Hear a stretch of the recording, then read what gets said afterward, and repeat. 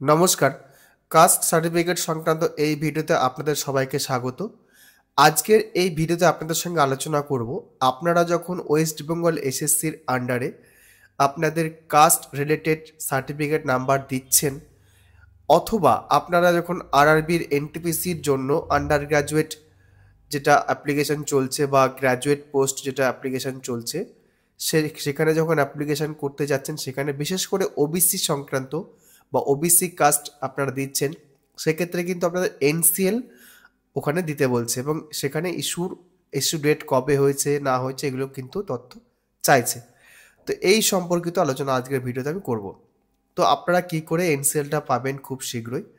তো এই যে castecertificate.gov.in এই যে ওয়েবসাইটটি রয়েছে পশ্চিমবঙ্গ সরকারের, এই ওয়েবসাইটের অফিসিয়াল পোর্টালে কিন্তু ওবিসিদের জন্য শুধু এনসিএল এর জন্য কিন্তু একটা কলাম খুলে দিয়েছে। তো সেখানে আপনারা কাস্ট সার্টিফিকেট এই অনলাইন পোর্টালে এলে পরেও আপনারা দেখবেন এই ওবিসি এখানে যে সেকশনটা রয়েছে, এই সেকশনে যদি আমি ক্লিক করি, সেক্ষেত্রে দেখুন অ্যাপ্লাই ফর ফ্রেশ ওবিসি অথবা স্টেট ওবিসি এনসিএল, এখানে ক্লিক করলে পরে আপনাদের কিন্তু এনসিএল এর জন্য আপনারা আবেদন করতে পারবেন। এবার যদি আপনার ডিজিটাল সার্টিফিকেট থাকে সেক্ষেত্রে ইয়েস করবেন, যেটা ডিজিটাইজেশন প্রসেস, সেখানে কিন্তু এটা উল্লেখ করে দেওয়া আছে। অ্যাপ্লিকেশনটা করে আপনারা কিন্তু সেখানে এনসিএল এর জন্য আবেদন করতে পারেন। এই অ্যাপ্লিকেশন নিয়ে আপনাদের কিন্তু আবার যেতে হবে কাস্ট অফিসে বা এসডি অফিসে অথবা বিডি অফিসে যেতে হবে।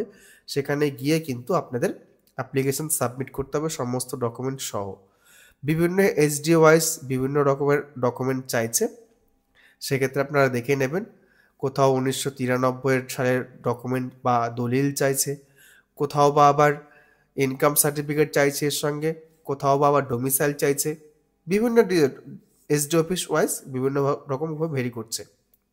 তো আপনারা গিয়ে দেখবেন এই অ্যাপ্লিকেশনটা করে নিয়ে। এবার এখানে একটা সমস্যা, যাদের নেই সেক্ষেত্রে কি করবেন, এই যে নো করলে পরে দেখবেন নতুন একটা অ্যাপ্লিকেশন পার্ট শুরু হয়ে যাচ্ছে বা নতুন একটা অ্যাপ্লিকেশন করতে বলছে। তো প্রথমত আপনারা, এর আগেও আমি ভিডিওটা যদিও দেখেছিলাম, সেক্ষেত্রে আপনারা চলে যাবেন প্রাথমিক ওয়েবসাইটে। প্রাথমিক ওয়েবসাইটে এলে পরে এই যে আপনাদের যে ব্যাকলগ সার্টিফিকেট, যেটা এর আগে আমি বলেছিলাম, যে তবুও অনেকেই ভিডিওতে প্রশ্ন করছেন যে ব্যাকলগ সার্টিফিকেটের ওই নাম্বারটা, ডিজিটাল নাম্বারটা কি করে পাবো বা ডাউনলোড করতে পারছেন না। আমি এই জিনিসটা আবার আপনাদেরকে ক্লারিফাই করে দিই যে আপনারা যদি এই যে ব্যাকলগ সার্টিফিকেটে যে আবেদন করছেন, এই আবেদনটা এখন ঠিকঠাক করেই কিন্তু হচ্ছে। এখন অ্যাপ্লিকেশন করে দেখুন, এখানে আপনাদের একটা অ্যাপ্লিকেশনের আপনার পাসপোর্ট সাইজ ছবি আপলোড করতে হবে, আর এখানে পাসপোর্ট সাইজ ছবি এই ডান দিকে, আর এখানে আপনাদের হচ্ছে পুরনো যে কাস্ট সার্টিফিকেট আছে সেটা আপলোড করতে হবে। আর উপরে যে ডিটেলসগুলো চেয়েছে সেগুলো আপনারা ফিল আপ করবেন। ফিল আপ করলে কিন্তু ক্যাপচাটা দিয়ে সাবমিট করে কিন্তু সাবমিট নিয়ে নিচ্ছে।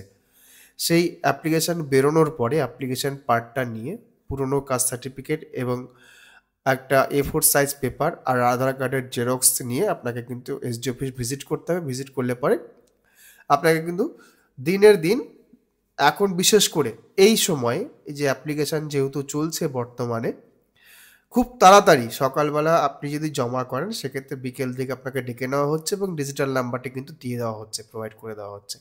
তো আপনারা যদি এখন আবেদন করেন এই সময়, এই এসএসসির বাহানা দিয়ে যে আপনারা অ্যাপ্লিকেশন করতে পারছেন না, এসএসসির বাহানা কেন বললাম আমি, যে এসএসসির বাহানা হতে পারে বা আরআরবি যে অ্যাপ্লিকেশন করতে আছেন, এনসিএল খুব ম্যান্ডেটরি, এনসিএল ছাড়া আপনারা কিন্তু আরআরবির, বিশেষ করে ওবিসিরা যদি অ্যাপ্লাই করতে চান, ওবিসি যদি সেই সুবিধাটা পেতে চান, আপনারা কিন্তু এনসিএল আপনাকে নিতে হবে আগে। এনসিএলটা ইস্যু করে তারপর আপনি আবেদনটা করতে পারবেন, নাহলে আপনাকে অ্যাজ এ আনরিজার্ভ ক্যাটাগরি হিসেবে অ্যাপ্লাই করতে হবে।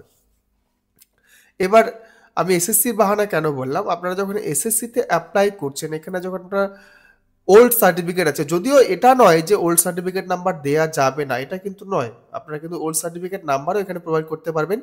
সেটা কিন্তু এসএসসি ক্লারিফাই করে দিয়েছে আগে, যে আপনারা চাইলে ওল্ড সার্টিফিকেট নাম্বারটা এখানে প্রোভাইড করুন, কোনো অসুবিধা নেই। তবে যাদের ডিজিটাল নাম্বার আছে বা যদি ডিজিটাল নাম্বার আপনারা ম্যানেজ করতে পারেন, জোগাড় করতে পারেন, অবশ্যই ডিজিটাল নাম্বারটা প্রয়োগ করুন। WB06 বা WB04 যাদের যা নাম্বার শুরু আছে আর কি, WB দিয়ে যেটা।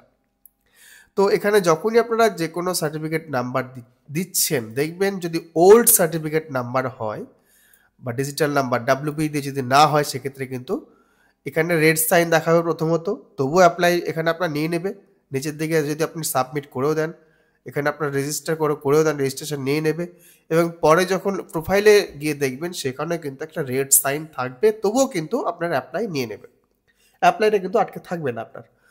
তো এখানে রেড সাইনটার কারণে এই যে বাহানাটা আমি বললাম, যে আপনি যদি এখানে এসসিও দেন বা অন্য কোনো কাজ সিলেক্ট করেন, সেক্ষেত্রে কিন্তু আপনার জিনিসগুলো যদি ওল্ড সার্টিফিকেট নাম্বারটা হয়, সেক্ষেত্রে রেড সাইন আসছে।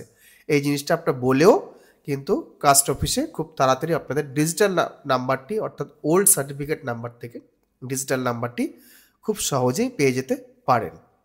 তো এই দুটো কারণ দেখে আপনারা কিন্তু অতি শীঘ্রই ডিজিটাল নাম্বার পাবেন।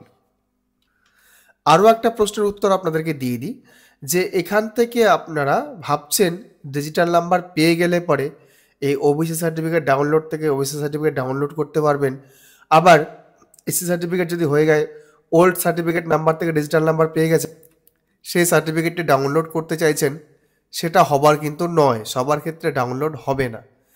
যাদের এই যে ভ্যালিডেশন হওয়ার পরে বা রিইস্যুয়েন্স হওয়ার পরে সার্টিফিকেট নতুন করে জেনারেশন হয়েছে, রিইস্যুয়েন্স বলতে ক্যাটাগরি চেঞ্জ হয়ে গেছে, ওবিসি এ থেকে বি হয়ে গেছে অথবা বি থেকে এ হয়ে গেছে, তারা যখন রিভ্যালিডেশন করেছেন, তাদের ক্ষেত্রে এই ডাউনলোড সার্টিফিকেট আপনি এখান থেকে পেয়ে যাবেন।